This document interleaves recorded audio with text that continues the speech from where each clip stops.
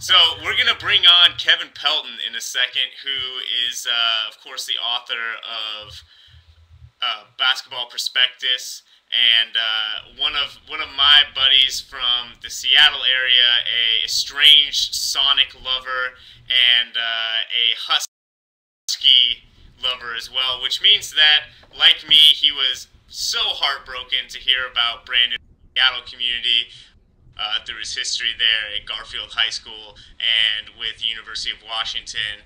So, Kevin, why don't you come on and let's just talk about Brandon Roy. You really brought me on a real down note. You're just bringing everything down with starting with Roy. But yeah, I mean, it's been an emotion. It's been that way for, it seems like, everyone that covered Brandon Roy. Ben Golliver at Blazers Edge wrote about this in his post, that everyone has made it kind of this very personal reflection of what it was like and what he meant to them. And especially for someone who's been following him back to his high school days, it definitely is that kind of thing. Yeah, and I think Seattle basketball fans always have a chip on our shoulder, even back when we had the Sonics, about maybe people not recognizing what a great basketball city it is for its high school kids, through the NBA fans. And Roy was one of these understated guys who came out of nowhere and became such a phenomenal player, and that's kind of how we felt. He kind of embodied our own self-identity as basketball fans that way, and that's kind of my theory about why, aside from him being really good, clutch, there's something specific about him that felt like it really connected to the Northwest.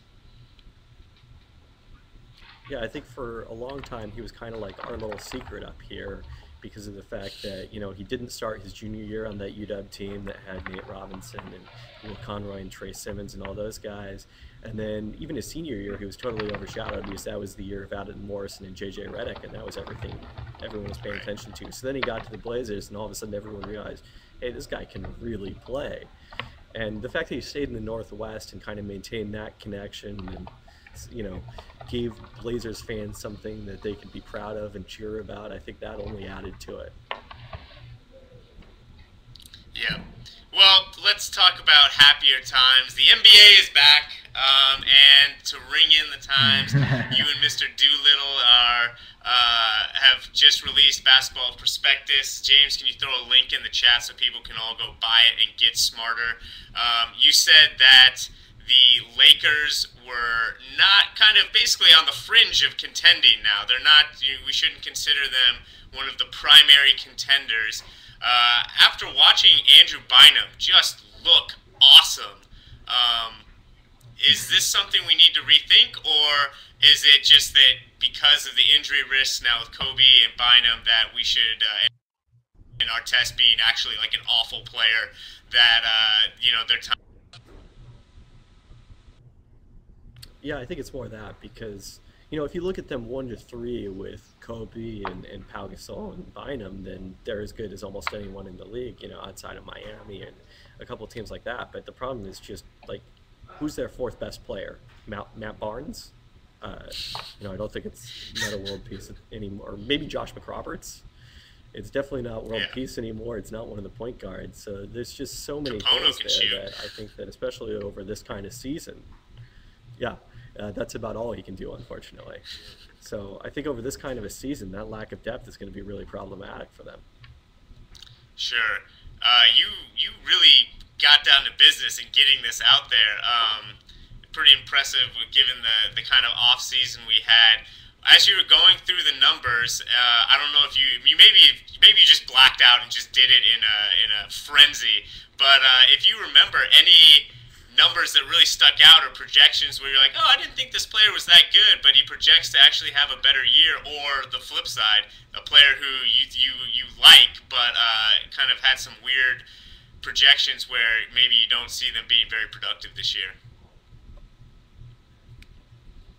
Yeah, I mean, it's kind of odd to think about it, because all of those projections were done over the summer when we had no idea whether there was even going to be a season or whether they were going to be completely worthless, or that they would only be good for when we were simulating games on Stratomatic on basketballprospectus.com.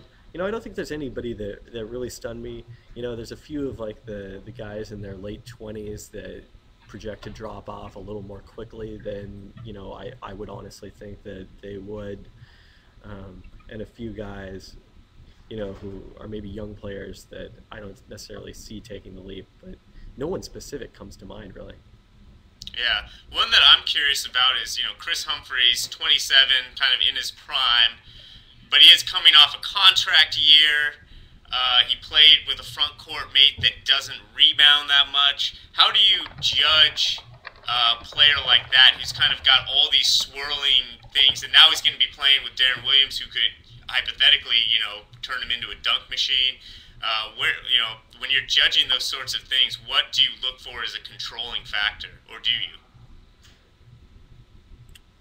Well, the good news is that unless they play Jordan Williams at center instead of Johan Petro, even with Brook Lopez's injury, he's still going to be playing next to a center who doesn't rebound. So I don't know that that will change. But, I think that's one of the nice things about the way that the Shaney projection works is it takes into account 3 years worth of data. So, if it's a guy who has a season like that out of nowhere, then, it's a major part of it, but we also control for it with the previous 2 seasons. In his case, he was always very good on a per minute basis, but, not as effective as he was last year, obviously. What's up, Kevin? What's up, Tom?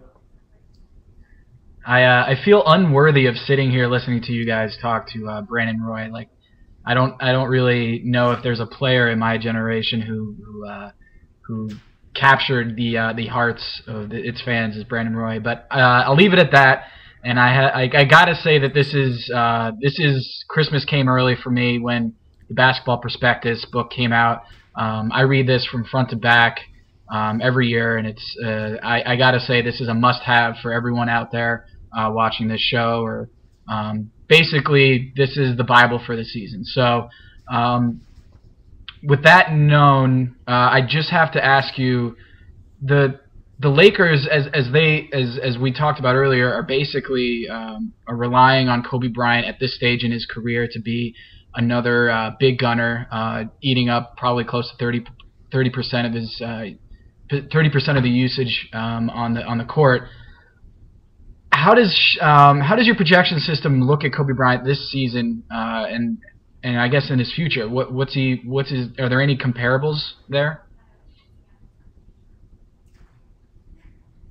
I mean, with a guy like him, it's obviously only a handful of players that really make sense, and the guys you would expect in terms of Michael Jordan and Clyde Drexler and a handful of other top tier shooting guards. I don't think this year necessarily we're going to see a whole lot different from Kobe, and I think even the fact that he bounced back last year when he was healthy gives some reason for optimism. But definitely a couple of years down the road, Shaney sees him beginning to tail off pretty dramatically, even as he's still in the midst of this kind of mammoth contract with the Lakers. So that's a bit of a roster construction issue for them amongst many others.